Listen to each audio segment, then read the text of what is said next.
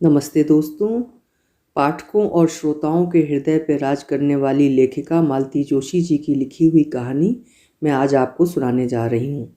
तो आज सुनिए उनकी लिखी हुई कहानी अवसान एक स्वप्न का।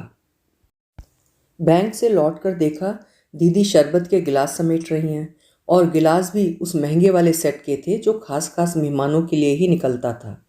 कोई आया था? हाँ, दादा भाई आए थे। क्या?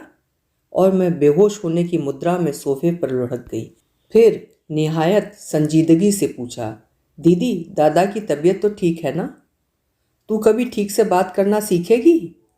सॉरी दीदी, बेअदबी के लिए माफ़ी चाहती हूँ, पर वो क्या है कि ये बात एकदम से हजम नहीं हो रही थी। मैं तो सोचती थी कि भाई साहब इस घर का पता तक भूल गए हैं। वक्त पड़ने पर सब कुछ याद आ जाता है। हाय राम, उन पर ऐसा बुरा वक्त आन पड़ा है। हाँ, बुरा ही वक्त समझो। हिंदुस्तानी भाषा में लड़की वैसे भी आफत की पुड़िया होती है, फिर जब वो शादी के लायक हो जाती है तो बाप का बुरा वक्त आया ही समझो। यू मीन हमारी छटंकी स्वीटी शादी के लायक हो गई है? I can't believe.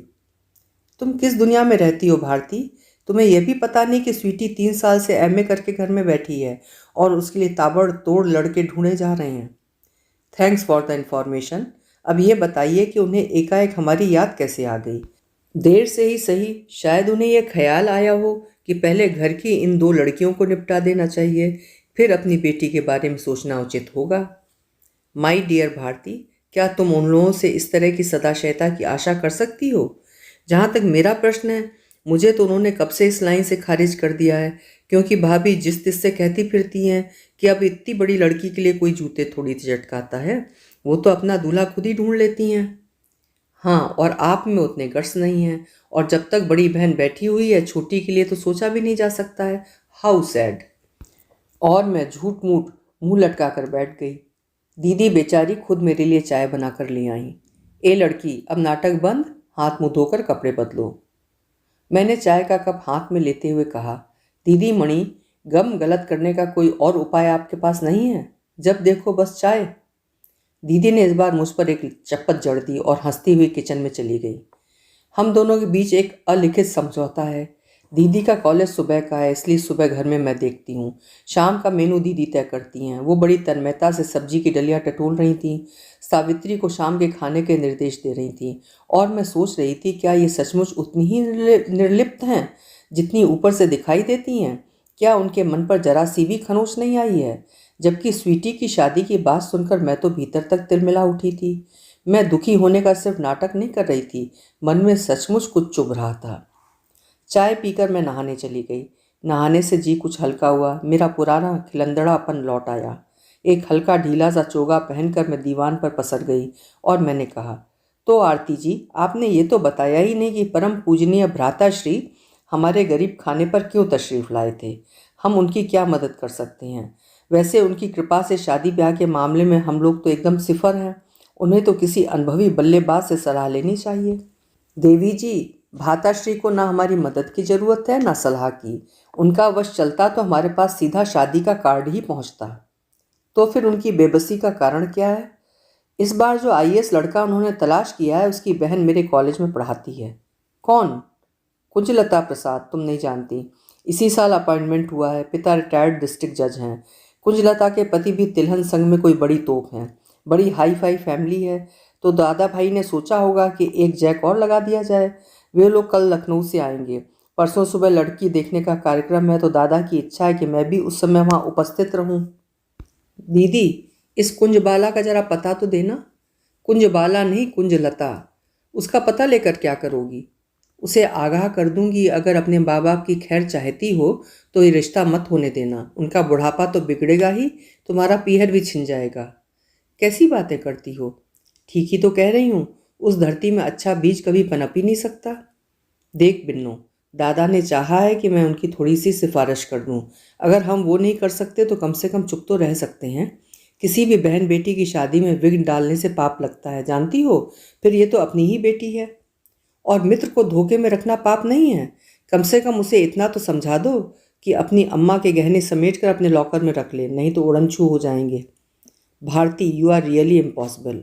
मुझे पता था दीदी उस कुंज विहारिणी का पता कभी नहीं बताएंगी। बता भी देती तो मैं क्या चली जाती? बस वो तो अपना गुबार निकालने का एक प्रयास भर था। सच मन होता है कभी कभी कि इन लोगों की असलियत लोगों पर जाहिर हो जाए।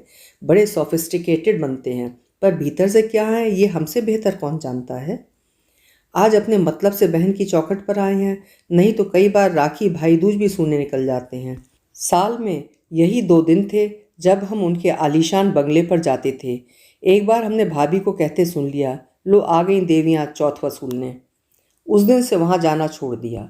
दीदी तो शायद भैया को इस बात का पता भी न लगने देती, पर मैंने फ़ोन पर साफ साफ कह दिया। ये भी जता दिया कि मन हो तो हमारे गरीब खाने पर चले आया करें। हम यथाशक्ति यथा भक्ति टीका कर देंगे। अगर ना आ सके तब भी कोई मलाल नहीं है। दुनिया में कईयों के भाई नहीं होते तो वे भी जी ही लेती हैं, हम भी जी लेंगे। विडंबना तो ये है कि हमारे एक नहीं दो दो भाई हैं। बड़े के ये हाल है और छोटा तो सालों से दुबई में जमकर बैठा है। वहाँ से कमा कमा कर ससुराल वालों को भेज रहा है। वे उसके लिए महल तामीर कर रहे हैं, पर जिसने उसे इस लायक बनाया है उसकी सुध लेने की उसके पास फुर्सत नहीं। दुख तो यही है कि दीदी ने ऐसे नालायक के लिए अपने सारे सुख ताक पर रख दिए, अपना जीवन होम कर दिया। एक जमाना था जब लोग हमारे परिवार की मिसाल दिया करते थे। लगता है उन्हीं की नज़र लग गई और वे सुहाने दिन सपना होकर रह गए। पापा रेवेन्यू में क्लास 1 ऑफिसर थे। माँ सुगढ़ गृहिणी थीं। 2 भाई 2 बहनें। दादा इंजीनियर बन गए थे, दीदी एमए कर रही थी। गगन को उसी साल बेंगलोर में दाखिला दिलवाया था।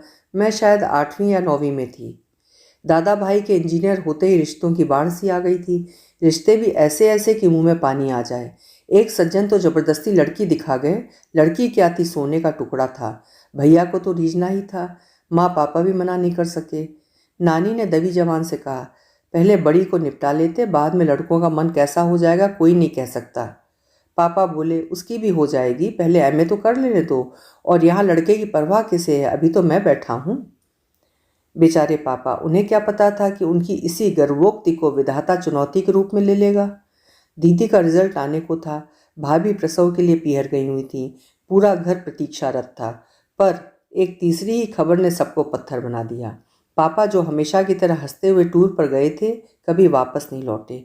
लौटा उनका निश्चेतन शरीर। भाभी को ताजिंदगी ये मलाल रहा कि ससुर की असामयिक मृत्यु ने उनके पुत्र के जन्मोत्सव का उल्लास छीन लिया था। इस अपराध के लिए उन्होंने पापा को कभी क्षमा नहीं किया। कितने ही वर्षों तक वे उसका जन्मदिन पीहर जाकर मनाती रहीं। बाद के वर्षों में उन्होंने ये परहेज भी छोड़ दिया। कहती, मरे हुए को कोई कितने दिन रोएगा, आखिर बच्चों के भी तो कुछ अरमान होते हैं। दुख और आघात से माँ एकदम जड़ हो गई थी। कच्ची गृहस्थी थी और भविष्य सामने मुंह बाए खड़ा था। उसकी पहली झलक महीने भर के भीतर ही मिल गई। श्राद्ध कर्म आज से निवृत्त होने के बाद गगन बेंगलोर जाने के लिए तैयारी कर रहा था। एक दिन खाना खाते हुए उसने पूछ लिया, दादा इस सोमवार का रिजर्वेशन करा लूँ? पढ़ाई का काफ़ी नुकसान हो रहा है। दादा ने एक बार हम सबकी ओर देखा और फिर गला खकार कर बोले, अच्छा हुआ जो तुमने खुद ही ये विषय छेड़ दिया। मैं तुमसे बात करने ही वाला था कि अब ये बेंगलोर वाला प्रोजेक्ट छोड़ दो। अब यहीं रहकर बीएससी वगैरह कुछ कर लो। पापा थे तब और बात थी, पर मैं तुम्हारा बेंगलोर का खर्च नहीं उठा सकता। अब हम लोग सकते में आ गए। दादा ये क्या कह रहे हैं? छोटे का कैरियर क्या यूं ही अधर में छोड़ देंगे? और जो 40,000 डोनेशन के दिए हैं उसका क्या होगा? आजकल तो लाखों में बात होती है, पर उन दोनों 40-50 हज़ार में काम हो जाता था। बड़ी देर बाद माँ ने हिम्मत की, बेटा समीर तुम ये कैसी बातें कर रहे हो? आखिर तुम्हें भी तो हमने पढ़ाया था, क्या बिना पैसे खर्च किए ही तुम इंजीनियर बन गए थे? माँ, खर्च तो सबकी पढ़ाई पर होता है, पर यह वाजिब हो तो अच्छा लगता है। मेरे एडमिशन के लिए आपको इतने रुपए नहीं लुटाने पड़े थे। मैं अपनी मेरिट के बल पर ही प्रवेश पा गया था। गगन की जिद पर पापा ने इतना बड़ा जुआ खेला। मैं तो तब भी इसके खिलाफ था, पर उस समय पापा खर्च कर रहे थे, मुझे बोलने का कोई हक नहीं था। पर अब तो ये सब मुझे ही भुगतना है और साफ बात है कि ये मेरे वश का नहीं है। बेचारे, भाभी बोल पड़ी थी, इतनी बड़ी गृहस्थी और कमाने वाले एक अकेले बेचारे कहाँ तक करेंगे? माँ का चेहरा फक पड़ गया। बहू रानी ने खतरे की पहली घंटी बजा दी थी। गगन भैया का भी मुंह इतना सा निकल आया था। तब दीदी ने पहल की थी, भैया छोटू की फिक्र मत करो, आज से उसका जिम्मा मैंने लिया। पापा ने मेरी शादी के लिए कुछ रुपए रख छोड़े हैं, आज से वे मैंने गगन के नाम कर दिए। रुपयों के अभाव में मेरी शादी ना हो सकी तो कोई बात नहीं, पर उसकी पढ़ाई नहीं रुकनी चाहिए। और भाभी, आज या कल मुझे नौकरी ज़रूर मिल जाएगी, तब मैं भरसक दादा का हाथ बटा सकूंगी। लेकिन मेहरबानी करके मेरी माँ की गृहस्थी को मत कोसिए। दीदी फर्स्ट क्लास एमए थी, मेरिट होल्डर थी। नौकरी मिलने में ज़रा भी दिक्कत नहीं हुई। वेतन भी अच्छा था, जिसे वे लाकर दादा के हाथ पर रख देती थी। लेकिन फिर जरा जरा सी बातों के लिए उन्हीं के आगे हाथ पसारना पड़ता। वो खुद तो कुछ नहीं कहते थे, पर जो कुछ भी भाभी से कहलवाते थे उसे सुनकर कलेजा छलनी हो जाता था। इतने दिनों बाद पता चला कि जिसे हम सोने का टुकड़ा समझकर घर में लाए थे, वो तो आग का गोला थी। तन मन को राख करने की क्षमता उसमें थी। माँ की पेंशन स्वीकृत होने में 4-6 महीने लग गए। वे दिन बड़े कसाले में कटे। माँ दीदी के वेतन का हर्ष देख चुकी थी, इसलिए उन्होंने अक्लमंदी का काम किया कि पेंशन अपने पास ही रखती रहीं। किसी को हाथ नहीं लगाने दिया। अपने और बच्चों के छोटे मोटे खर्चे उसी में से चलाती रहीं। अपना पैसा हाथ में रहने से उनमें एक आत्मविश्वास सा आ गया था और वो अंत समय तक दबंग बनी रहीं। ये जरूरी भी था। किसी सीधी सादी औरत को तो भाभी खा ही जाती। अब माँ के सामने बस एक ही चिंता थी, दीदी की शादी। जैसे जैसे दीदी की उम्र बढ़ती जा रही थी, माँ का धैर्य चुकता जा रहा था। उधर भाभी पर दिन ब दिन निखार आता जा रहा था। उसके लिए वो 100 जतन भी कर रही थी। इधर दीदी दिन पर दिन बुढ़ा रही थी। पहनने ओढ़ने का उन्हें जरा भी शौक नहीं रहा था। सजने संवरने के प्रति भी वो उदासीन होती जा रही थी। कभी मैं जिद करती तो कहती, रहने दे रे, ये सब करके मुझे अब किसको रिझाना है। भरी जवानी में उनका ये जोगन समाना माँ को 100 दंश देता था। छोटे भैया जब भी छुट्टियों में आते माँ को आश्वस्त करते, माँ तुम चिंता मत करो, बस मेरी नौकरी लग जाने दो। साल भर के अंदर दोनों बहनों के हाथ पीले कर दूंगा। बड़े आंखों में पट्टी बांध कर बैठे हैं तो बैठे रहने दो, मैं तो हूँ। छोटे की बात से माँ को बहुत दिलासा मिलती, पर पढ़ाई थी कि ख़त्म ही नहीं हो रही थी। हर बार एक दो विषय में रह जाते, तब लगता दादा ठीक ही कह रहे थे। लड़के की कुव्वत जाने बिना पापा ने ज़बरदस्ती उसे ये कोर्स दिलवा दिया। अब ना तो छोड़ते बनता है, ना खर्च पूरा पड़ता है। यथावकाश मैंने बीकॉम कर लिया। एमकॉम करते हुए मैंने बैंक की परीक्षाएं भी दे डाली। एक में सिलेक्शन भी हो गया। तब मैंने माँ से कहा, माँ अब आप दीदी की शादी की फिक्र कीजिए, आगे की नाव मैं खेलूंगी। माँ ने दादा से बात की तो दादा बोले, शादी कोई हंसी खेल है जो आपके कहते ही हो जाएगी। हाथ में कुछ तो होना चाहिए कि नहीं। मोटी हुंडी के बिना तो लड़के वाले चौखट पर झांकने भी नहीं देते। माँ ने अपने सारे गहने निकाल कर दादा के हाथ पर रख दिए। इन्हें चाहे बेच दो या गिरवी रख दो, पर अब आरती की शादी हो जानी चाहिए। माँ के गहने जो एक बार भैया के लॉकर में गए तो दोबारा नजर नहीं आए। शहर से दूर भैया का आलीशान बंगला जरूर बनता रहा। माँ की बरसी के दिन ही उसका उद्घाटन किया गया। नाम था मात्र छाया। जब सब लोग गदगद होकर दादा की मात्र भक्ति की प्रशंसा कर रहे थे, तो मैंने जानबूझकर रिश्तेदारों से कहा, चलो, इन लोगों ने इतनी ईमानदारी तो बरती कि माँ की पूंजी से बने मकान को माँ का नाम तो दिया। भाभी का चेहरा उस समय देखने के काबिल हो गया था। छोटे भैया माँ को इस बड़े दमखम के साथ आश्वासन देते रहते थे। माँ बिल्कुल आस लगाए बैठी थी कि एक दिन मेरा ये परम प्रतापी पुत्र आएगा और मुझे इन राक्षसों के चंगुल से मुक्त कराएगा। पर वे सारे दावे खोखले साबित हुए। 7 साल लगाकर उन्होंने बीई पास किया, फिर 1 साल तक नौकरी के लिए भटकते रहे। तभी उनके एक सहपाठी ने उन्हें लपक लिया और अपनी इकलौती बहन के साथ शादी का प्रस्ताव रख दिया। माँ इस शादी के लिए बिल्कुल तैयार नहीं थी। माँ ही क्यों, हम में से कोई भी मानसिक रूप से इसके लिए तैयार नहीं था।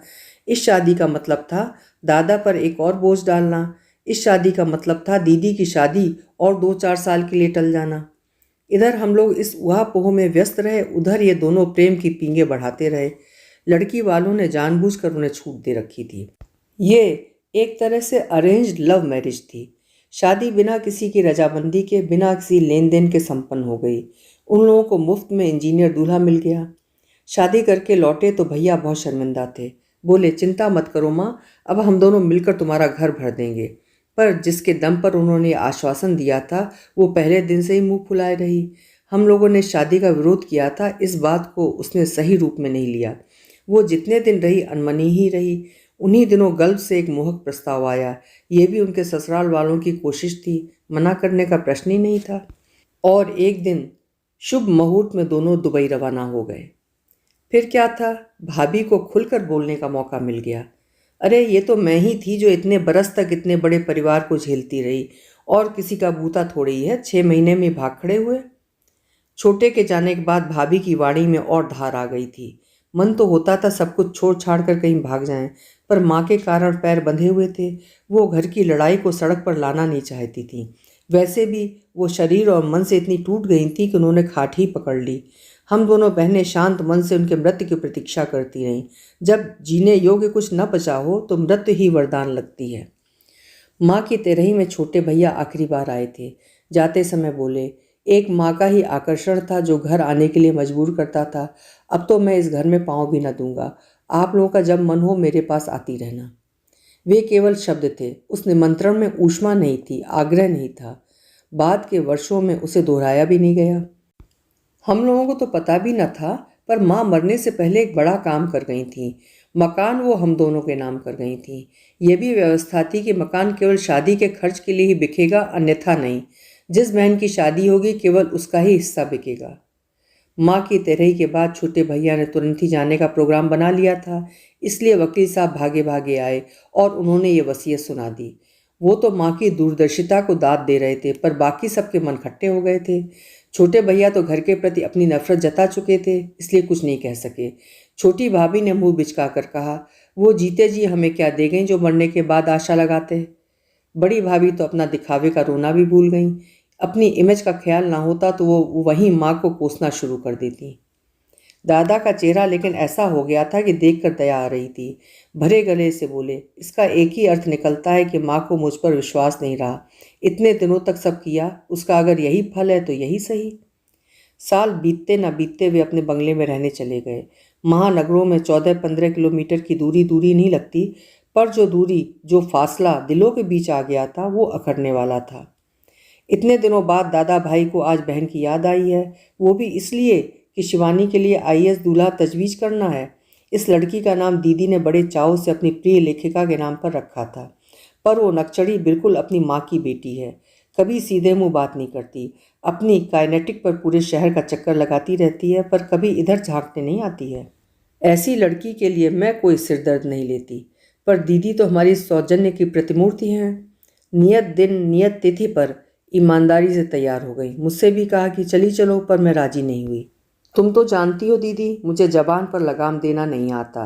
कुछ उल्टी सीधी बात मुंह से निकल गई तो सारा शो बिगड़ जाएगा। जरा अपनी जबान पर काबू करना सीखो। खैर, ये तो अब अगले जन्म में संभव होगा, पर मैं तुमको भी इस तरह सिलबिल सी नहीं जाने दूंगी। वो लोग क्या कहेंगे? कोई वो मुझे देखने आ रहे हैं तो क्या हुआ, लोग पूरे परिवार को देखते हैं, परखते हैं।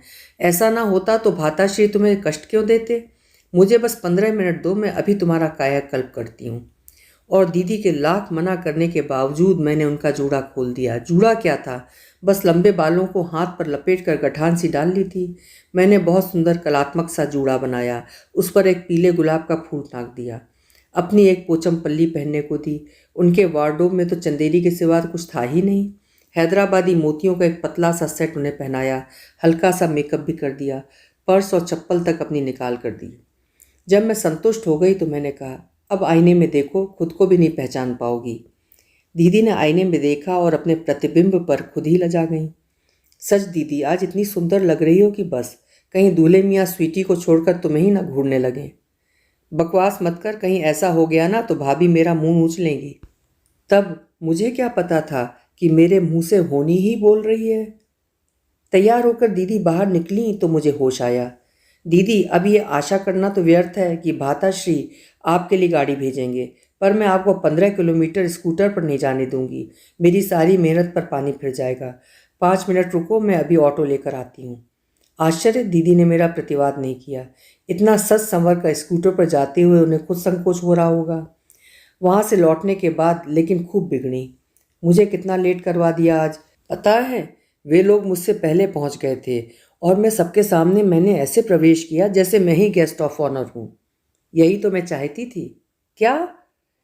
कि सब लोग तुम्हें देखें, अप्रिशिएट करें। और लोग तो जैसे देख रहे थे ठीक ही था, पर भाभी तो एकदम आंखें फाड़ कर देख रही थी। तुम्हारी सज्जा उनसे 21 थी ना, जलकर खाक हो गई होंगी बेचारी। और पता है बाद में स्वीटी ने क्या कहा? बोली, बुआ आपको कन्फ्यूज़न हो गया लगता है, आज कोई मेरी सगाई थोड़ी है, आज तो वे लोग सिर्फ मुझे देखने आए हैं। उससे कहना हमारी बद्दुआएं लगती रहीं तो तेरी सगाई कभी होगी भी नहीं। चुप कर कुछ भी बके चली जाती है। वे लोग क्या हमारे दुश्मन हैं? उन्हें दोस्त भी तो नहीं कहा जा सकता। हाँ, उनका एक ही प्लस पॉइंट है, वे भी उसी माँ के कोख से पैदा हुए हैं। तीसरे ही दिन, शायद रविवार था, मैं सोफे पर पसर कर टीवी देख रही थी कि फाटक के पास गाड़ी रुकने की आवाज़ आई। खिड़की से झांक कर देखा, दादा भाई मैं भाभी पधार रहे हैं।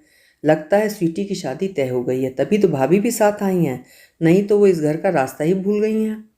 मैंने खूब घूर घूर कर देखा, पर उन लोगों के हाथ में मिठाई का कोई पैकेट नजर नहीं आया। भाभी पर इतना गुस्सा आया, कंजूस कहीं की। अरे जरा मुंह मीठा करवा देती तो क्या खजाने में कोई कमी आ जाती। मैंने भरसक प्रसन्न मुद्रा में दोनों का स्वागत किया। दोनों मातमी सूरत बनाकर घर में घुसे और मुंह लटकाकर सोफे पर बैठ गए। दीदी अभी अभी नहाकर निकली थी और पीछे आंगन में बाल सुखा रही थी। मैंने कहा, आरती जी, आरती का थाल सजाकर बाहर लाइए, लक्ष्मी नारायण आए हैं। मतलब दादा भाई आए हैं। अरे वाह, दीदी का चेहरा खुशी से चमक उठा। गीले बालों को तौलिए में लपेट कर वो बाहर जाने को उद्यत हुई, फिर रुककर बोली, आज सावित्री की छुट्टी है, चाय बना दोगी प्लीज़? मन तो नहीं है, पर तुम कहती हो तो बना दूंगी, मैंने मुंह बनाकर कहा। दीदी आश्वस्त होकर बाहर चली गईं। 10 मिनट बाद जब मैं चाय लेकर बाहर गई तो देखा कमरे में सन्नाटा पसरा हुआ है और तीनों अपनी अपनी कुर्सियों में सिर झुकाकर बैठे हुए हैं। मेरी कुछ समझ में नहीं आया, पर चुप रहना भी मेरी फितरत में नहीं है, इसलिए चाय लगाते हुए मैंने कह ही दिया, लगे हाथ आपको बधाई दे दूं? बधाई अपनी दीदी को दो। उन्हें तो खैर दूंगी ही, उन्हीं की सिफारिश से काम बना है, पर बधाई के असली हकदार तो आप हैं। वैसे हम सब एक दूसरे का अभिनंदन कर सकते हैं, इस पीढ़ी की ये पहली शादी होगी ना? नहीं, अभी तो पिछली पीढ़ी का ही हिसाब चल रहा है। अरे वाह, मैं तो सोच रही थी कि खाता बंद हो गया है, फाइल क्लोज्ड। भारती, थोड़ी देर चुप रहोगी? दीदी मुझसे इस स्वर में बोलेंगी, मैंने कभी सोचा भी न था। अपमान से मेरे तो आंसू निकल आए। ये लोग सामने ना होते तो मैं रो देती। कमरे में एक असहज मौन छा गया था। बड़ी देर बाद दादा ने ही उसे तोड़ा। बोले, उन लोगों ने अपने एक तलाकशुदा भाई के लिए आरती का हाथ मांगा है। तलाकशुदा शब्द सुनकर मुझे तो जैसे आग लग गई। दीदी की परवाह न करते हुए मैंने कसैले स्वर में कहा, अरे वाह, ये तो बड़ा ही शुभ समाचार है। फिर आप लोगों के चेहरे इतने उदास क्यों हैं? उन लोगों ने स्वीटी को रिजेक्ट कर दिया है, दादा डूबती सी आवाज़ में बोले। ओह सो सैड, कोई वजह तो बताई होगी। वजह अपनी दीदी से पूछो। भाभी एकदम फट पड़ी। आपका मतलब है दीदी की वजह से शादी टूटी है? इम्पॉसिबल। दीदी के दुश्मन भी उस पर इस तरह का इल्ज़ाम नहीं लगा सकते। यही तो मैं भी कह रही हूँ, दीदी रुआसे स्वर में बोली। I am very sorry about Sweetie, पर मुझे पता तो चले कि मेरा कसूर क्या है। अब इतनी भोली भी मत बनो आरती, तुम्हें मिसेस प्रसाद के लंदन पलट चाचा के बारे में सब कुछ मालूम था, तभी तो पूरी तैयारी के साथ वहाँ पहुँची थी। मैं अपनी मर्जी से नहीं गई थी भाभी, दादा खुद आकर निमंत्रण दे गए थे और तुमने उस निमंत्रण का पूरा लाभ उठाया। ऐसे बन संवर कर पहुंची थी जैसे वे लोग तुम्ही को देखने आए हों। अरे इतना ही शौक था तो हमसे कहती, हम तुम्हारे लिए अलग से प्रोग्राम अरेंज कर देते। पर इस तरह स्वीटी के भविष्य से खिलवाड़ करने की क्या जरूरत थी? दीदी ने असहाय भाव से मेरी ओर देखा। समझ गई कि ये बमबारी झेलना उनके वश का नहीं है। मैंने फौरन भाभी की सुपरफास्ट को बीच में रोक लिया। 1 मिनट भाभी, प्लीज़ मुझे इतना बता दीजिए कि दीदी ने स्वीटी के भविष्य के साथ क्या खिलवाड़ किया है। मेरी समझ में ये नहीं आ रहा कि दीदी चाहे जितना बन संवर लें, उससे स्वीटी को क्या खतरा हो सकता है। बहुत से बहुत ये शिवानी की चचिया सास बन जाती, पर यह तो कोई खौफ खाने वाली बात नहीं है। उनकी जैसी निरीह सास तो दुनिया में ढूंढे नहीं मिलेगी। खैर, आपको एक बात बता दूं, उस दिन दीदी को मैंने ही तैयार किया था। ये तो हमेशा की तरह सिलबिल सी चली जा रही थी।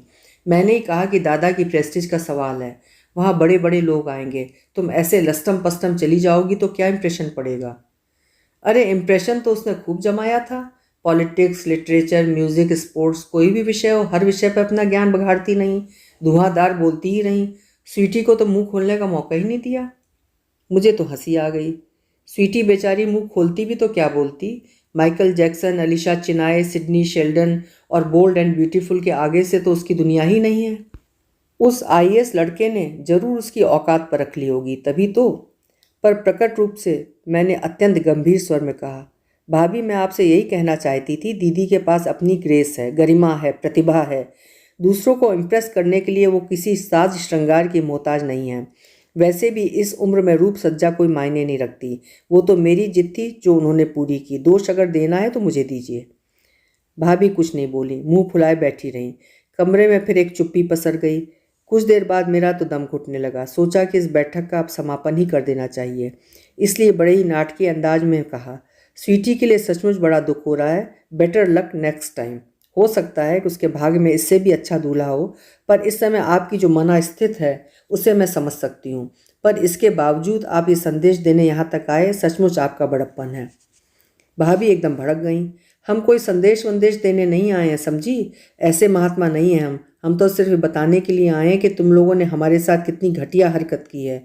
और ये भी कह देते हैं, कल के गए अगर शादी करो तो हमें कन्यादान का न्योता मत देना, हम नहीं आएंगे। भाभी प्लीज़ ज़रा मेरी बात तो सुनिए। तुम चुप रहो दीदी, हर बात पर क्षमा याचना की मुद्रा में खड़े होने की ज़रूरत नहीं है। इस बार मैंने दीदी को डपट दिया और फिर भाभी से मुखातिब हुई। हाँ, तो किस दान की बात आप कर रही थी? दीदी कोई आलू बैंगन है कि उन्होंने मांगा और आपने उठाकर दे दिया? वैसे भी आपको कन्यादान का हक कहाँ पहुँचता है? ये अधिकार तो उसका होता है जो कन्या का पालन पोषण करता है। कम से कम आप लोग तो इसका दावा नहीं कर सकते। सुना आपने? इतने दिनों तक जो किया है उसका ये फल मिल रहा है। इतने दिनों तक आपने क्या किया है इसका लेखा जोखा अकेले में अपने आप से मांगिएगा। कम से कम अपने आप से तो आप झूठ नहीं बोल पाएंगी। Enough of it. भाभी एकदम उठ खड़ी हुई। उनके साथ साथ दादा भी उठ गए। इतनी देर बाद एहसास हुआ कि दादा कब से चुप बैठे हुए हैं। इस गर्मा गर्म बहस में उन्होंने जरा भी हिस्सा नहीं लिया है। समझ गई कि दादा आज अपनी मर्जी से नहीं आए हैं। अपनी भड़ास निकालने के लिए भाभी उन्हें यहाँ खींच कर ले आई हैं। भाभी तो दंदनाती हुई बाहर निकलकर गाड़ी के पास खड़ी हो गई थी। दादा जूतों के तस्मे बांधने के बहाने थोड़ी देर रुके रहे। जाते हुए अस्फुट स्वर में जैसे अपने आप से बोले, शिवानी बहुत नर्वस हो गई है। She has taken it very badly. हम सभी इस रिश्ते से बहुत आस लगाए थे। उन लोगों के जाते ही मुझ पर जैसे हंसी का दौरा पड़ गया। दीदी ने कोई 4-5 बार डांट लगाई होगी, तब जाकर मेरा दिमाग दुरुस्त हुआ। दीदी अब आया ऊंट पहाड़ के तले। भगवान ने इन्हें इसलिए बेटी दी है कि ये माँ बाप का दर्द समझ सकें। अब इन्हें समझ में आएगा कि माँ कितना तड़पी होंगी, कितना तरस तरस कर मरी है माँ। उनकी आत्मा का श्राप इन्हें जरूर लगेगा, देखना। चुप कर, अब एक भी शब्द बोली तो ठीक नहीं होगा। बत्तीसी है कि आफत, जो कहती है वही सच हो जाता है। वो इसलिए दीदी कि मैं जो कहती हूँ सच्चे मन से कहती हूँ। मेरी अंतरात्मा से वो आवाज़ निकलती है। अब उस दिन तुम्हें तैयार करते हुए मैंने सोचा था, बस कर अब उसकी याद मत दिला। सोचकर भी शर्म आ रही है। आज तक किसी से इतनी कड़वी बातें नहीं सुनी थी। तुम्हारी कृपा से आज वो भी सुन ली। उन बातों पर मत जाओ दीदी, वे तो अपनी भड़ास निकाल रही थी। किसी का गुस्सा किसी पर उतार रही थी। तुम ही तो बता रही थी कि स्वीटी के लिए 3 साल से दूल्हा ढूंढा जा रहा है। फिर इतने दिन बात क्यों नहीं बनी? तब तो तुम बीच में नहीं थी ना। पर अब ये बेकार का बवाल हो गया। हमेशा के लिए संबंध खराब हो गए। पहले कौन से अच्छे थे। फिर भी भारती, उस दिन थोड़ी अति ही हो गई। मुझे ही थोड़ा अकल से काम लेना था। बेकार तुम्हारी बातों में आ गई। नहीं दीदी, जो कुछ हुआ बिल्कुल ठीक हुआ। ये लोग तो तुम्हें खारिज किए बैठे हैं। मैं तो भ्राताश्री को दिखा देना चाहती थी कि तुम्हारी शादी की उम्र अभी बीती नहीं है। You can still get proposals. What a proposals? दीदी ने कहा और चाय के बर्तन समेट कर भीतर चली गईं। What A proposals? दीदी का रिमार्क उनकी नाराजगी व्यक्त कर रहा था। यूँ तो पहली बार दादा के मुंह से तलाकशुदा शब्द सुनकर मुझे भी ताव आ गया था, पर अब बैठकर ठंडे दिमाग से सोचती हूँ तो लगता है कि इसमें गलत क्या है। इस उम्र में दीदी को कुंवारा पति तो मिलने से रहा, फिर परिस्थितियों से समझौता करने में क्या हर्ज है। इतनी समझदार है दीदी, फिर इतनी सीधी सी बात क्यों नहीं समझती? ऐसा नहीं है दीदी के लिए कि अच्छे प्रस्ताव आए ही नहीं, बहुत आए थे। दादा की उदासीनता के बावजूद आए थे। कई लोगों ने तो व्यक्तिगत रूप से पेशकश की थी, पर दीदी ने किसी को लिफ्ट नहीं दी। उनके सामने एक ही समस्या थी, मैं, जो अब भी बरकरार है। मेरा प्रण है कि मैं दीदी से पहले शादी नहीं करूंगी, और दीदी ये ठान कर बैठी हैं कि पहले मुझे विदा करेंगी। लगता है इस पहले आप वाले चक्कर में हम दोनों का बुढ़ापा आ जाएगा। उसकी कल्पना से ही मेरी रूह कांप उठती है। खाना खाते समय बहुत अनमनी सी हो रही थी। दीदी की पैनी नज़रों से ये बात भला कैसे छिपती? बोली, बेबी क्या बात है? कुछ भी तो नहीं। फिर खाना क्यों नहीं खा रही हो? खा तो रही हूँ। क्या खाक खा रही हो? बस घंटे भर से दाल में चम्मच घुमाए जा रही हो। तुम तो ये भी नहीं बता पाओगी कि आज सब्जी क्या बनी है, क्योंकि अभी तुमने थाली की ओर झांका भी नहीं है। सॉरी दीदी, मैंने हार मान ली। दरअसल आज मेरा मूड बहुत ऑफ हो रहा है। क्यों? मुझे उन लोगों पर रश्क आ रहा है जो दूसरी शादी के लिए तैयार खड़े हैं और घर वाले उनके लिए रिश्ते ढूंढ रहे हैं। काश हमारे भी सिर पर कोई होता। ये तुमसे किसने कह दिया कि तुम्हारे कोई सरपरस्त नहीं है? अभी तो मैं बैठी हूँ, तुम हाँ तो करो, रिश्तों की लाइन लगा दूंगी। ऐसी शादी करूंगी कि लोग बरसों तक याद रखेंगे। पर तुम तो हाथ ही नहीं धरने देती। नहीं मैडम, आपको अकेले छोड़कर जाने का तो सवाल ही नहीं उठता। इसीलिए सोचती हूँ पहले आपका कोई ठिकाना हो जाए। वैसे आज का प्रपोजल भी कोई बुरा नहीं है। इस प्रपोजल के बारे में तुम क्या जानती हो? यही कि डाइवोर्सी है, पर इससे क्या फ़र्क पड़ता है? जानती हो उसके दो बेटियां हैं जिन्हें वो हमेशा के लिए बीबी के पास छोड़ आया है। ये तो और भी अच्छा है, बच्चों का कोई झंझट नहीं है। वो अपनी अच्छी खासी नौकरी छोड़कर आ गया है, अब यहाँ हाथ पांव मार रहा है। तो क्या हुआ? उसकी नौकरी के बिना तुम कौन सी दाल रोटी के लिए मोहताज हो जाओगी? तुम खुद उसे ज़िंदगी भर बैठ के खिला सकती हो। भारती, दीदी ने बेहद गंभीर स्वर में कहा, मैं इतने दिनों तक क्या इसीलिए अनब्याही बैठी रही कि कोई हारा हुआ टूटा हुआ आदमी मेरी चौखट पर आए और मैं उसे बाहों में भर लूं, फिर जिंदगी भर उसके जख्म सहलाती रहूं? दीदी का ये भारी भरकम वक्तव्य सुनकर थोड़ी देर को तो मैं सकते में आ गई। फिर धीरे से पूछा, अब तुम ही बता दो कि तुमने क्यों इस तरह से संन्यास धारण कर लिया है? वो इसलिए कि मैंने माँ को वचन दिया था कि सदा तुम्हारे साथ रहूंगी, तुम्हें कभी अकेला नहीं छोड़ूंगी। माय गॉड, इसका मतलब तो ये हुआ कि कल को अगर गलती से मेरी शादी हो गई तो तुम ससुराल तक मेरे साथ आओगी? ना बाबा, ये नहीं चलेगा। इससे तो अच्छा है तुम स्वीटी की चचिया सास बन जाओ। वहाँ जाकर लड़की की सिफारिश कर देना। दादा भाभी जिंदगी भर के लिए तुम्हारे गुलाम बन जाएंगे। मैंने तो ये बात मजाक में कही थी, पर दीदी एकाएक गंभीर हो गई। बोली, दादा शायद आज ऐसे ही किसी इरादे से यहाँ आए थे, पर भाभी की बदजबानी ने सारी बात बिगाड़ दी। देखा नहीं जाते समय कैसे भावुक हो गए थे। उस प्रसंग की याद में दीदी भी भावुक हो उठी। अब वो दाल के चम्मच घुमा रही थीं और मैं उन्हें अपलक देखे जा रही थी। मुझे लगा कि हम दोनों सदियों से इसी तरह मेज पर बैठकर खाना खा रही हैं। हमारे बाल सन की तरह सफ़ेद हो गए हैं। मुंह में दांतों का नया सेट लगा हुआ है। हड्डियों का हर जोड़ चरमरा उठा है। किचन में जो खटर पटर कर रही है वो सावित्री नहीं, सावित्री की बहू है। सावित्री तो कब से इस दुनिया से कूच कर चुकी है। सोचते सोचते मन इतना खराब हो गया कि मैं थाली छोड़कर उठ गई। दीदी मुझे देखती ही रह गई। उस रात मुझे ठीक से नींद नहीं आई। हाथों से फिसलती उम्र का खौफ मुझे सोने नहीं दे रहा था। मेरा खिलंदड़ापन, मेरी शरारतें, मेरी मस्खरी सब एक ऊपरी आवरण था। भीतर से मैं बेहद डरी हुई थी। बढ़ती उम्र का एहसास इतनी तीव्रता से पहले कभी नहीं हुआ था। दीदी मुझे अक्सर प्यार से बेबी कहती थी और बैंक की नौकरी के बावजूद मैं अंतर्मन से बेबी ही बनी हुई थी। पर स्वीटी की शादी की चर्चा ने मुझे बौखला दिया था। लग रहा था मैं एकदम सीनियर बैच में आ गई हूँ और ये ख्याल बड़ा डरावना था। विवाह मेरे लिए सिर्फ शारीरिक आवश्यकता नहीं थी, वो एक मानसिक भूख भी थी। एक स्थिर और सुरक्षित जीवन की चाह मेरे भीतर करवट ले रही थी। माँ ने मुझे एक घर दिया था, पर वो अपना कभी नहीं लगा। अपने घर की लालसा मन में बराबर बनी रही। मैंने अभी सपने देखना बंद नहीं किया था। मैं दीदी की तरह नितांत बैरागी बनकर जी नहीं सकती थी।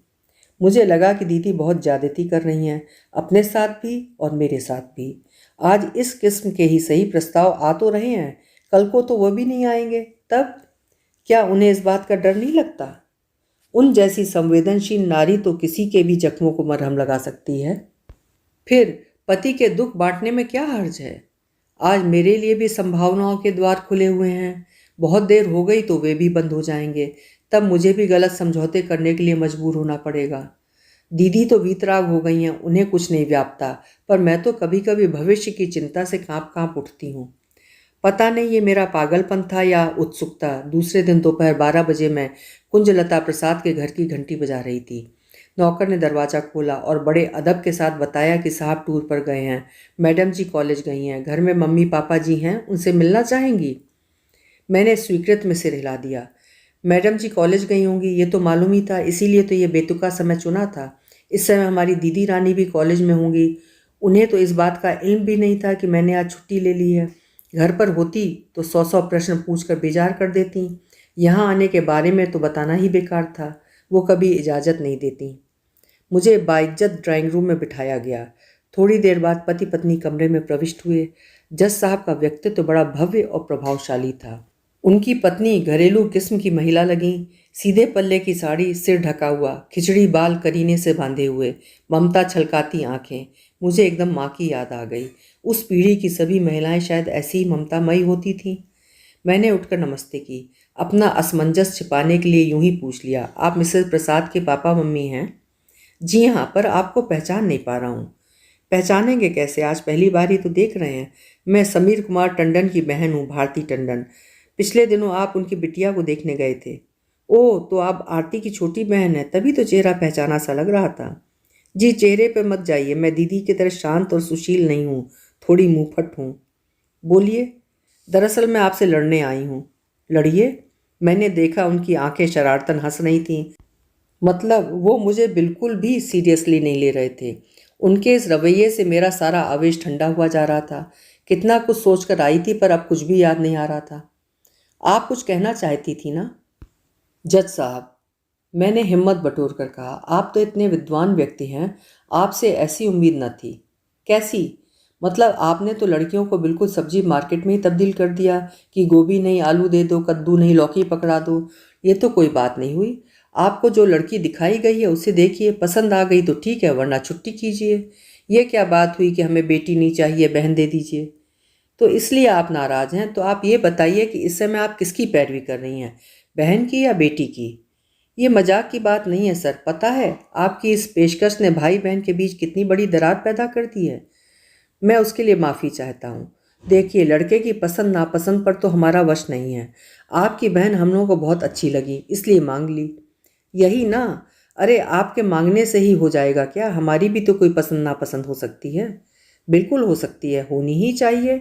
इसीलिए तो हमने फ़ोन करके अपने भाई को बुलवा लिया है। अपनी दीदी की ओर से आप मुआयना कर लीजिए। और उन्होंने भीतर की ओर मुंह करके भारी भरकम स्वर में आवाज़ दी, सनातन। आया भाई साहब, दूर किसी कमरे से उत्तर आया। मैं एकदम सकपका गई। इस प्रसंग के लिए मैं बिल्कुल तैयार नहीं थी। मैं तो सिर्फ ये देखने आई थी कि इस प्रस्ताव में कितना दम है। क्या सचमुच ये लोग इतने सीरियस हैं? कमरे में जो व्यक्ति प्रविष्ट हुआ, उसका व्यक्तित्व जज साहब की तरह भारी भरकम नहीं था। वो लंबा, गोरा और छरहरा था। बाल घुंघराले थे और सुनहरे फ्रेम के भीतर से झांकती आंखें सम्मोहक थीं। कुल मिलाकर वो व्यक्ति अपनी उम्र को मुगालता सा देता लगा। अरे भाई, बिटिया के लिए कुछ चाय वाय तो मंगवाओ, जज साहब ने पत्नी को आदेश दिया और फिर मुझसे मुखातिब होकर बोले, my young brother Sanatan UK में था, अब रिटायरमेंट लेकर स्वदेश लौट आया है। वहाँ तो सुना है कि रिटायरमेंट एज 65 है। फिर आप? आई एम 48, उन्होंने तपाक से उत्तर दिया। मैंने वॉलेंट्री रिटायरमेंट ले लिया है। स्वदेश की याद खींच लाई या वहाँ से जी उब गया? ये दोनों बातें एक साथ भी तो हो सकती हैं। आपने वहाँ की नागरिकता ले ली थी? जी नहीं, मैं अब भी भारतीय नागरिक हूँ, and I am proud of it. आपके बच्चे? वे ब्रिटिश नागरिक हैं और रहेंगे। और भी कुछ पूछना है? मैंने देखा चश्मे के भीतर से उनकी आंखें शरारतन हंस रही थीं। इस पूछताछ के दौरान वे आंखें बराबर मुझ पर टिकी हुई थीं और मुझे असहज बना रही थीं। इजाज़त हो तो मैं भी कुछ पूछ लूँ, मसलन आपका नाम? ओह सॉरी, जज साहब एकदम बोल पड़े। मैं इनका परिचय देना तो भूल ही गया था। ये मिस टंडन है। क्या करती हैं ये तो मुझे नहीं मालूम। हम लोग सुबोध के लिए इनके भाई की बेटी को देखने गए थे। सुबोध को तो बिटिया पसंद नहीं आई। जज साहब की पत्नी चाय लगवा कर ले आई थी, पर हमें उनकी बुआ बहुत भा गई। बुआ से मतलब मेरी दीदी से है। कृपया किसी गलतफहमी में ना रहें। मैंने सनातन को सचेत किया। भारती जी, हमें तो आप भी बहुत भा गई हैं। जज साहब बोले, काश मेरा एक और भाई होता। तलाकशुदा? तलाकशुदा क्या, तुम्हारे लिए तो तलाकशुदा पसंद हो तो मैं भी प्रस्तुत हूँ, सनातन ने कहा। नो यंग मैन, हम तुम्हें इसकी इजाज़त नहीं दे सकते। बिजलियों से बहुत खेल चुके हो तुम। अब तुम्हें एक शांत, सौम्य, सुशील पत्नी की ज़रूरत है, और हमने वैसी ही लड़की ढूंढ ली है। सबसे बड़ी बात तो यह है कि वो खुद भी मोहभंग का दुख झेल चुकी है, तो तुम्हारी पीड़ा भी अच्छी तरह समझ सकेगी। ये आप किस मोहभंग की बात कर रहे हैं? मैंने हैरत से पूछा। आपके भाई साहब से ही मालूम हुआ था। क्या? यही कि कोई एक अफेयर था जो परवान नहीं चढ़ सका, तब से वह जोगन बन गई हैं। शादी का नाम तक लेने से उन्हें चिढ़ होती है। दुख और आवेश से मेरा चेहरा एकदम लाल हो गया, होंठ थरथरा उठे। जज साहब ने जरूर इसे लक्ष्य किया होगा। बोले, क्या मैं कुछ गलत कह गया हूँ? I am really sorry, but नहीं, आप गलत क्यों कहेंगे? गलत तो उन्होंने कहा है जो दीदी के अविवाहित रहने के लिए जिम्मेदार हैं। अपनी गलती छिपाने के लिए उन्होंने ये कहानी गढ़ ली है। ये घर की बात थी, घर में ही रह जाती तो अच्छा था, पर दीदी के बारे में ऐसा कुप्रचार हो और मैं चुप रह जाऊं, ये तो नहीं हो सकता। तो सुन लीजिए, दीदी शादी नहीं कर सकी क्योंकि छोटे भैया की पढ़ाई बाकी थी और बड़े भाई ने साफ इनकार कर दिया था। वो अनब्याही रह गईं क्योंकि घर में बूढ़ी बीमार माँ थी और उन्हें देखने वाला कोई नहीं था। वो अविवाहित रह गईं क्योंकि मेरी परवरिश करनी थी, और सबसे बड़ी बात यह है कि उनकी शादी के लिए अब आज तक किसी ने पहल नहीं की, और खुद अपना दूल्हा ढूंढने के संस्कार हमारे परिवार में नहीं थे, इसीलिए उनकी शादी नहीं हो सकी। बात करते करते मेरा गला भर आया था। मैं एकदम उठ खड़ी हुई। अच्छा, अब मुझे इजाज़त देंगे? Thanks for the time you gave me. अरे बिटिया, चाय तो पीती जाओ, जज साहब की पत्नी बोली। गृहिणियों को हमेशा मेहमानों को खिलाने पिलाने की ही पड़ी रहती है और बातों से उन्हें कोई सरोकार नहीं होता। पर जज साहब मेरी बात समझ रहे थे। दोनों भाई मेरे साथ ही उठ खड़े हुए और मुझे छोड़ने बाहर तक आए। पोर्च में एक नीली मारुति खड़ी हुई थी। डॉक्टर सनातन ने उसका दरवाज़ा खोलते हुए कहा, let me have the pleasure. No thanks, मैं ऑटो कर लूँगी। चली जाओ बेटी, इसी बहाने ये भी तुम्हारा घर तुम्हारी दीदी को देख लेंगे। जज साहब बोले। अब कोई चारा ही न था। चुपचाप जाकर गाड़ी में बैठ गई। अपनी सनी न लाने का बेहद पछतावा हो रहा था। दरअसल सनी पर बैठकर घर ढूंढना मुझे बेहद उबाऊ लग रहा था। ऑटो रिक्शा में ये सुविधा रहती है कि पूछताछ का काम ड्राइवर कर लेते हैं। काफ़ी देर तक मैं गुमसुम बैठी रही। जब मुझे होश आया तो देखा गाड़ी शहर के पश्चिमी छोर पर चली जा रही है। हम लोग कहाँ जा रहे हैं? मैंने घबरा कर पूछा। मुझे क्या मालूम कहाँ जा रहे हैं? जब तक आप अपने घर का अता पता नहीं बताएंगी मैं इसी तरह निरुद्देश्य घूमता रहूँगा। मैं झेप गई।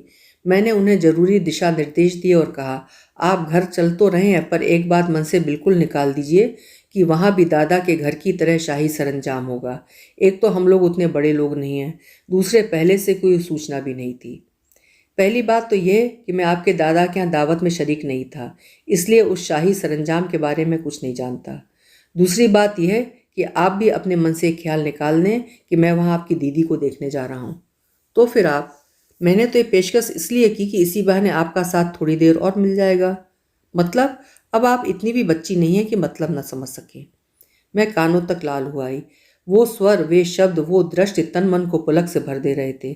मैं जानती थी कि पश्चिम में पुरुषों के लिए भाषा आम है। डॉक्टर सनातन भी स्त्री दाक्षिण्य का प्रदर्शन कर रहे हैं, पर मेरे लिए तो यह अनुभव नया था। अपनी बौखलाहट छिपाते हुए मैंने कांपते स्वर में कहा, जनाब, शायद आप ये भूल रहे हैं कि आपके लिए मेरी दीदी का इंतखाब हुआ है, पर आप मुझे अपनी दीदी से ज़्यादा अच्छी लगी हैं। इसका क्या करूं? ये आप कैसे कह सकते हैं? मेरी दीदी को देखे बिना आप ये कंपैरेटिव स्टेटमेंट कैसे दे सकते हैं? भारती जी, जब से स्वदेश आया हूँ रिश्तों की जैसे बाढ़ सी आ गई है। अब तक दर्जनों लड़कियां देख चुका हूँ, पर आपको देखकर लगा कि मेरी तलाश पूर्ण हो गई है। मेरा दिल इतनी जोर से धड़का कि लगा उछल कर बाहर आ जाएगा। ये व्यक्ति तो किसी भी युवती का स्वप्न पुरुष हो सकता है और ये कह रहा है कि मैं उसकी तलाश का अंतिम बिंदु हूँ। आनंद गंगा में मैं जैसे नहा उठी, पर भीतर ही भीतर मन कचोटने लगा। ये तो दीदी के साथ सरासर बेईमानी होगी। क्या मैं इसीलिए इतनी ललक के साथ वहाँ गई थी? क्या मेरे अंतर्मन में ये इच्छा पहले से छिपी बैठी थी? फिर मैं इतनी हर्ष विभोर क्यों हो रही हूँ? दीदी को बिना देखे ही खारिज कर देना तो एक तरह से अन्याय होगा ना। उन्हें देखने का तो सवाल ही नहीं उठता। उन्होंने ट्रैफिक पर नजरें गड़ाए हुए कहा, I want a woman with clean slate. मेरे कान झंझना उठे। प्लीज़ 1 मिनट गाड़ी रोकिए, मैंने कहा। उन्होंने आश्चर्य से भरकर मुझे देखा, फिर सड़क के एक किनारे लेकर गाड़ी रोक दी। Any problem? कुछ नहीं, आपने जो कहा था उसे ठीक से सुन नहीं सकी थी। Will you please repeat it? मैंने कहा कि I want a woman with clean slate. Hindi में अनुवाद कर दूं? मैं ऐसी पत्नी चाहता हूं जिसका कोई इतिहास ना हो। मेरी पहली पत्नी रोज़ नया इतिहास रचती थी, इसलिए मैं उसे छोड़ आया हूँ। क्रोध से मेरा पूरा शरीर जैसे जल उठा। मुझे लगा कि अभी इसी वक्त इस आदमी का गला दबा दूं, ताकि वो ऐसी गंदी बात दोबारा न कह सके। आवेश के कारण बड़ी देर तक मेरे मुंह से कोई बात ही नहीं निकली। बड़ी मुश्किल से अपने ऊपर काबू पाने के बाद मैंने कहा, डॉक्टर सनातन, मेरे बड़े भाई ने मेरी दीदी के कुंवारेपन को इतनी बड़ी गाली दी कि उसे सुनकर मेरा पूरा वजूद ही हिल गया था। पर आपकी बात सुनकर तो मैं एकदम राख हो गई हूँ। आप खुद तलाकशुदा हैं, 2 बच्चों के बाप हैं, पर अपनी भावी पत्नी का तथाकथित अफेयर भी आपसे हजम नहीं हो रहा है। आश्चर्य है। इसमें आश्चर्य की तो कोई बात नहीं है भारती जी। मैं विशुद्ध भारतीय संस्कारों में पला हुआ व्यक्ति हूँ। विदेश में 15 वर्ष रहने के बाद भी मैं गर्व से कह सकता हूँ कि मुझ में वे संस्कार अब भी मौजूद हैं। इसमें तो कोई शक ही नहीं है। आप में भारतीय पुरुष के संस्कार कूट कूट कर भरे हुए हैं। भारतीय पुरुष जो खुद को एक के बाद एक शादी रचाता जाता है, पर पत्नी ऐसी चाहता है जो दूध की धूली और गंगा जल सी पवित्र हो। थैंक यू डॉक्टर, आपने मुझे अपना असली चेहरा दिखा दिया। Thanks and goodbye. मैंने उनकी प्रतिक्रिया की प्रतीक्षा नहीं की और गाड़ी से उतर पड़ी। एक ऑटो को हाथ देकर रोका और उसमें चढ़ गई। उसे पता ठिकाना बताया और आंखें बंद करके सीट पर टिक गई। मेरा दिमाग बुरी तरह भन्ना रहा था। 1 घंटे के भीतर मैंने पुरुष के 2 घिनौने और कुत्सित रूप देख लिए थे और मुझे सारी पुरुष जाति से घृणा हो गई थी। इन 2 में से एक तो मेरे पितृ तुल्य बड़े भाई थे, दूसरा पुरुष मेरा बहुत कुछ हो सकता था। ये झटका न लगता तो मैं मोहाविष्ट सी उसकी ओर खींची चली जा रही थी। ईश्वर को धन्यवाद दिया कि मैं बाल बाल बच गई। घर पहुंचकर देखा दीदी कॉलेज से अभी अभी लौटी थी। अभी उन्होंने कपड़े भी नहीं बदले थे। मुझे टैक्सी से उतरते देखा तो एकदम बाहर आ गई। आज इतनी जल्दी कैसे आ गई? तबीयत तो ठीक है ना? मैं यही सोच रही थी कि आज गाड़ी क्यों नहीं ले गई। अगर जी ठीक नहीं था तो जाने की ज़रूरत क्या थी? किसी को दिखाया भी या? ओफो दीदी, मैं एकदम फट पड़ी। मुझे घर में आने भी दोगी या थानेदार की तरह सवाल ही किए जाओगी? दीदी बेचारी सहम कर एक किनारे हो गई। मैं तीर की तरह भीतर घुसी और सोफे में धंस गई। मेरा दिमाग घूम रहा था, सिर दर्द से फटा जा रहा था। कमरे में बेहद घुटन हो रही थी। लगता था जैसे हवा का एक कण भी कहीं शेष नहीं है। तभी ठंडी हवा का एक झोंका तन मन को सहला गया। आंख खोलकर देखा किसी ने पंखा फुल स्पीड पर चला दिया था। इतनी सोच और समझ दीदी के सिवा और किसके पास हो सकती थी? 10 मिनट बाद सेंटर टेबल पर एक गिलास आ गया था। उसमें तैरते बर्फ के टुकड़े देखकर ही मन में ठंडक पड़ गई। गिलास उठाकर मैं एक सांस में पूरा गटक गई। मेरी खास पसंद का पेय था, नींबू का ताज़ा शरबत। उसे पीते ही मैं तरोताज़ा हो आई। अब मन जरा सम पर आने लगा था। आते ही सोफे पर निढाल होकर पड़ गई थी। अब उठकर बैठ गई। किसी ने मेरे हाथ से गिलास लेकर मेज पर रख दिया था। और कौन होता? दीदी ही थी। मेरा मूड ठिकाने पर आया देखकर वो मेरे पास आकर बैठ गई थी और मेरे बालों में उंगलियां पिरोते हुए बोली, अब बता किससे लड़कर आई है? दीदी तो पूरी जासूस हैं, उनसे कुछ भी छिपाना असंभव है। फिर भी मैंने मुंह बनाकर कहा, क्या मतलब? मैं क्या जिस तिस से लड़ती ही रहती हूँ? तो बताओ कहाँ गई थी, क्या करने गई थी? तुम्हारा रिश्ता तय करने गई थी। आई सी, तो फिर बात जमी नहीं, यही ना, इसीलिए लड़कर आई हो? ना, उनसे भला क्यों लड़ूंगी? लड़ाई तो मुझे भगवान से करनी है। हाय राम, उस बेचारे ने क्या बिगाड़ा है? अरे इतनी बड़ी दुनिया में एक भी पुरुष ऐसा नहीं बनाया जो तुम्हारी ऊंचाई को छू सके। सबके सब बौने हैं, ये भी कोई बात हुई? सो सैड, दीदी ने मेरी नकल उतारते हुए कहा। देख लिया ना बेबी, बेटी ब्याहना कितनी टेढ़ी खीर है। बरसों जूते चटकाने पड़ते हैं और तुम हो कि एक ही दिन में पस्त हो गई। और मेरे गाल में चुटकी भरकर वो हंस दी। वही दूधिया चांदनी सी स्वच्छ उज्ज्वल हंसी जो देखने वालों को बरबस बांध लेती है। इस भुवन मोहिनी हंसी पर तो सैकड़ों सनातन वार सकती हूँ। अभी आप सुन रहे थे मालती जोशी जी की लिखी हुई कहानी अवसान एक स्वप्न का। आशा करती हूँ कहानी आपको पसंद आई होगी। कहानी सुनने के लिए बहुत बहुत धन्यवाद।